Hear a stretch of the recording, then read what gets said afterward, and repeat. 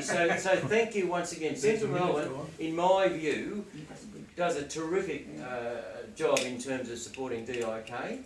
We're here 2, 3, 4 times a year. So, and we do a hell of a lot. You know, you walk out of here, and I promise the first timers you will feel really good at what you've done. Because what you have done is, whatever you do here, you're helping less fortunate people, mainly those in other countries. Come in, Laurie. Come in, Laurie, and you're about to tell us what DIK does here. And if you don't cover it all, we'll fill in the gaps. Thank you. And thank you. And thank you. And thank you. Lastly, thank you to Pauline and Leonie for supplying the morning tea. Yeah. Stayed up all day, all night. Actually, just if I might just add to that, we only ever see one end of DIK, which is the outgoing end. I've lived and worked in PNG, and I have unpacked containers that have come, in fact, in PNG, they used to come from Brisbane.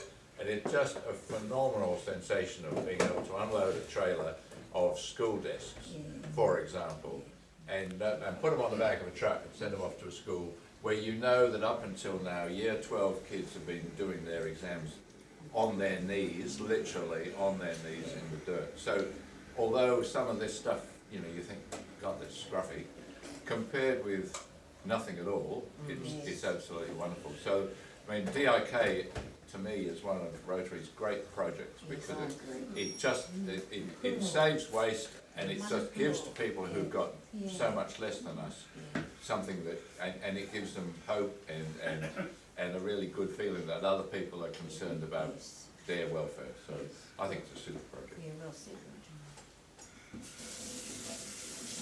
Laurie. Laurie. Your tea will have to wait. And I'm recording too.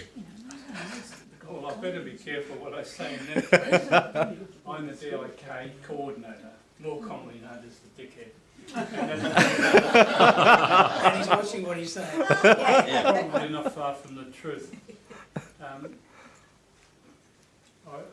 lot of you know what it is, of course, but those that don't, DIK, donations in kind, in effect, it collects, stores, packs goods and items of no further use in Australia, but are valuable, as I just said, valuable items overseas.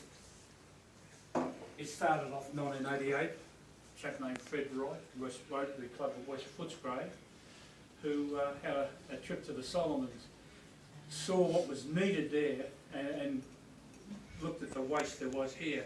And so it started in his backyard, and his wife finally got sick of it in the lounge room and moved to a shed, and progressively over the years it grew.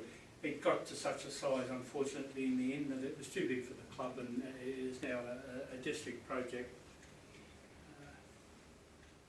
It really received a hell of a boost, impetus, when 1999, when the Indonesians left East Timor in such a hell of a mess. And there are a lot of containers went then over the next few years. We still send one probably every 6 weeks to East Timor.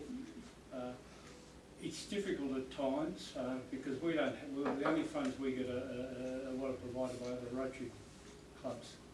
And a container that goes to East Timor, DIK looks after that, in as much as there are different friends organisations that want to send goods up there. College of Surgeons, St John of God, those places have got their own projects up there. They send their equipment up. We charge them. And if we can get 60% of the container paid for, covers our costs, and the other 40% can go up of goods that can be distributed by the two Rotarians up there, or the two people up there. They are Rotarians, members of the Rotary Club of Dili, that distribute it. We're fortunate there, we know where it goes. And that's another thing with the other projects that are sponsored by clubs. A Rotary club, your club approaches us, you've got a champion in the club that's got a project in Cambodia, for instance. The club then thinks, yes, we can do this, it might be related to medical equipment. So then they'll approach us and say, we want to do this, what can happen? That's fine. we say to the club, well, you carry out due diligence, make sure it's going to the people that it's intended for. And this is where it's a little frustrating with the work you're doing this morning. We're repacking it. If we take the labels off and we take the plastic off, it doesn't look ready to go on a Sunday market somewhere when it gets overseas. That's another reason. It's a pain in the neck, but that's why we're doing it in that sense. All right, the container is, we've gathered the goods. You've supplied what you can, you store it here. We've used our sources to add to that. And come next weekend, we've got enough for your container. So perhaps a few of you will come out and help us pack it. We can pack it during the week, but it's just part of it. Right, off it goes. We've done the paperwork, and your club, it doesn't apply in this case because you're members of DIK, but that's another situation we won't worry about. But what we look, you, the club, are going to pay for the sea freight, but you're also going to contribute $1,000 to DIK, and that's simply to cover our running costs.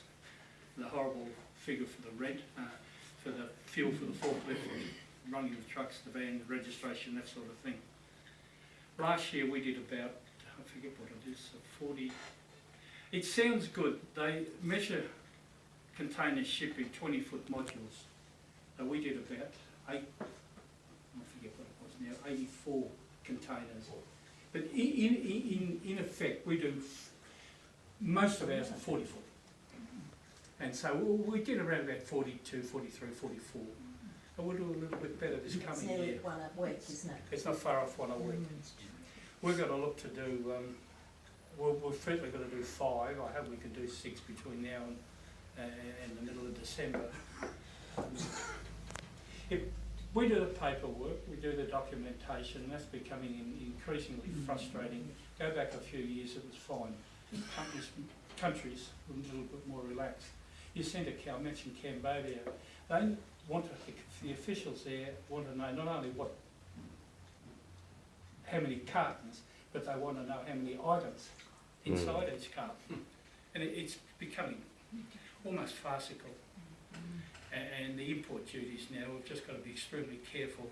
Just sent to the South Sudan, and they got to the port of Mombasa, but then they've got to go overland through Kenya, into Uganda, and then back into, and of course, Everybody Mombasa, takes their little bit. Yeah, absolutely. well, the container's got to be fumigated. That costs $100. One's never been fumigated, but that's besides the point. Then it gets to the border at Uganda, and the Uganda officials there want something out of it. Then it gets to the South Sudan, they want something out of it. So it just, over the last few years, it's become awkward. And you often wonder whether it's more practical to Source. we will, from past experience, we will only go to the port, and then the people that want the container, they can look after the costs or arrange the costs from then on, because well, you're dealing with somebody next door here in Melbourne. You can be on his back, you know what the price, and when we're remote, it's just not practical. I use South Sudan. By the time, in a case like that, they've got to purchase a container because you can't go that far. You're looking at perhaps close to $10,000. Then maybe it costs another $6,000. All of a sudden, you've got $16,000. Now, what do? You send the $16,000 over to buy stuff, or it's a lot different with medical equipment because most of those containers with that have got hospital beds in them, and they're not cheap and certainly not available overseas. Laurie, just a ballpark figure of freight, how much does it cost to send a container to, say, East Timor or to Africa? A container, the sea freight from here to the port, say Mombasa or Tanzania or Durban, is around about $5,500. If it goes further from that country, it goes too far from the port, then the shipping company don't want to see their container go because they know we're not going to get it back. So then you're forced to buy your own container. That can look at another $3,000. East Timor is a horrible example. It's just so expensive to send there No, it's only at the top of Australia. But there's no backloading. Okay. There's really only two shipping lines. And to send a container, to have it cleared and get into the Rotary store in East Dili is just over $8,000. Wow. Go half inch along the map to Surabaya in Indonesia. Just add the sea freight to Dili is just $6,000. Go to Surabaya, maybe 2.5. It's Wow. just ridiculous. Wow. The two freight lines for the Pacific Islands, Samoa, Fiji, Tonga. Actually, the blokes have been doing one for the Kiribati this morning, and they're always up around about the 5,500 to 6,000. I think it's time for DIK to buy a boat. It's just ludicrous, the price. Where do you get the stuff that comes in here from mostly? Hospitals, schools, where else? Corporates. Well, actually, all three. The hospitals have, they support us well. St Vincent's, Austin, the Alfred.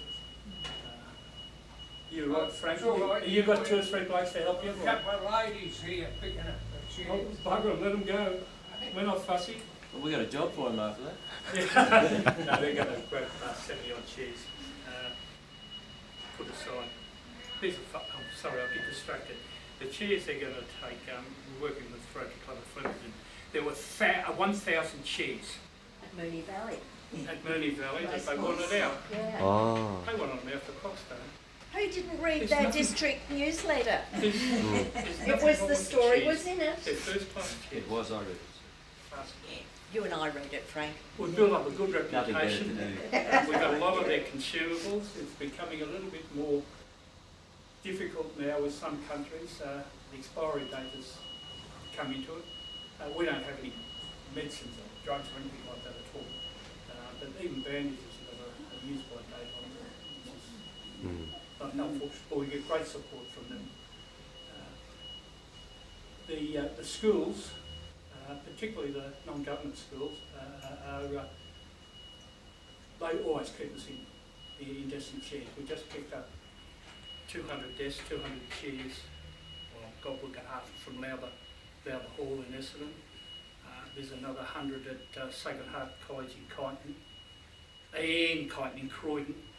And they're always on the go, particularly after Christmas. Some of the desks that come in, they're not marked in any way at all. Laurie, you mentioned something. Look at that board down there, and there's 12 different clubs and even more countries on that board. And this is the way in which you mentioned before that DIK have goods here. The wish list of items that clubs want to send across stem from their own projects and relationships with these countries. So there's the Philippines, there's South Sudan, and all of those other places that the clubs have projects with and in. They would come here and say, here's our wish list. You would say, this is what we've got, this is what we don't have. You're 10th in the queue or 12th in the queue. There's other clubs before you that we need to fill their orders. Is that the way it works? Wouldn't disagree with one word you said. That's exactly the way it works, yes. I should have mentioned that. We don't want to know or even talk to the club until we've got a wish list. So we have a wish list in. Sean Carr, who's going to give me his paperwork soon, to become a member of our club. Where's your money, Sean? John created an NGO called Educaring Africa a few years back with his family, and they've already started work over in Malawi, and Sean came out here a while back now, and it blew his mind. So he has a wish list in with the DIK, and he is in the line, and by the time that the new year comes, we'll be much closer to identifying what it is that goes to Malawi for, I think it's a hospital, is it, that you're building? Medical clinic, yeah. Medical clinic. And we'll get you to talk about that one day. For those that don't know, Sean is part owner at the moment of Docklands News, CBD News and South Bank News, and is about to take over that business from Shane next year. Yeah. So he's going to give himself a lot of free publicity Every edition.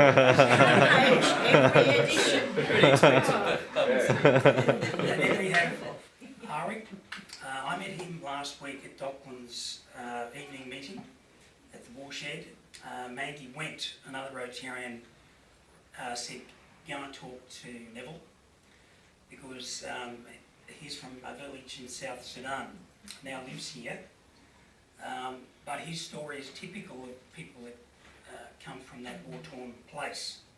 And he wants to go back and help that village with a project as big as an elephant. And we talked about how do you eat an elephant without being too cruel. It's very small pieces.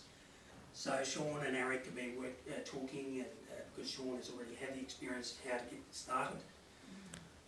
He's here today because this is all part of what seed planting that we're trying to put in his mind about how you create a project. We see there on the board that that Richmond have a South Sudan project, so we're going to contact Chris Kent and say what's the interest that you do in South Sudan, because we've got a guy that might want to talk to you. So DIK for Rotary is a magnet for things like this. If you really want to see Rotary in action, and I don't mean a Rotary club, but Rotary in action where all clubs are participating, DIK is a perfect example. So it won't be the last time I invite people to come down to DIK to hopefully blow their mind and get fired up and want to participate in a project. So that's, and of course it's wonderful to have a lady here as well who came out from the Philippines a few years ago now, and Melbourne's now her home. But there's a lot to do in the Philippines, as I well know, with my wife being born there. And there are a lot of projects that Rotary clubs are doing in the Philippines, and Canterbury are a club that is heavily focused on both audiology and hearing. They go there every year to conduct those programs. And so that's just a Rotary side of how DIK is important to the work we do, and I believe the work we are going to do in the future. I was just thinking with the USA, you know, where Rotary began, they would have quite a bit to do with the Philippines, wouldn't they? There'd be a lot of Rotary connections from the States, the Philippines, or not? And have they got anything equivalent to a DIK, or is it something that's peculiar to Australia? When I was coming in as governor and we went to San Diego to meet all the other governors from around the world, the Filipinos targeted us because we're in the same region. They targeted us because I think they know that there's a strong appetite in Australia for international work of that kind. There's a Rotarian in our district, her name is Ruth Carlos Martinez, and Cecily in our own club works with her, and they quietly go about identifying projects in the Philippines. They're mostly water projects, but in that country they get every disaster known to mankind: earthquakes, hurricanes, volcanic eruptions, you name it. And naughty boys. I'm surprised that the States... Well, I'm not suggesting they don't, Yeah, but all I mean, I'm with saying is historical that connections, they etc. connect with us. Very strong Rotary country, Philippines. Yeah, It's actually yes. getting to the point where it's going to outnumber Australia. Mind you, there's 120 million, I think, Filipinos. Just to add to what you said, Neville, our current District Governor Bronwyn was out here on Wednesday with the lady Jennifer Jones. She's on the Finance RI board. Brought her out here, and I think it's fair to say she just had no idea. And